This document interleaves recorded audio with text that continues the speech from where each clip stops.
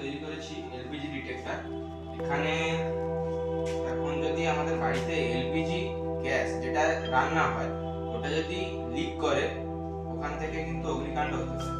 এবার যদি লিক হয় তাহলে এই সেন্সরটা আমাদেরকে অ্যালার্ম দিয়ে একটা সংকেত জানাবে যে বাড়িতে গ্যাস লিক করছে। এবার এটা লাগানোর কারণ কি? ধরো আমি এই ঘরে আছি, আমি অন্য ঘরে রান্নাঘর, গ্যাসটা সেখানে আছে, যদি আমরা সেখান থেকে গ্যাস লিক করে এখানে কিন্তু জানতে পারবো না। সেখানে এই অ্যালার্মটা বাজলে তখন আমরা সহজে জানতে পারবো যে আমাদের বাড়িতে গ্যাস লিক করছে। তখন আমরা গ্যাসটা বন্ধ করব, এবারে জানলা দরজা খুলে রাখবো, ইলেকট্রিকের জিনিস বন্ধ রাখবো, তাহলে আমরা বিপদ থেকে বাঁচতে পারবো।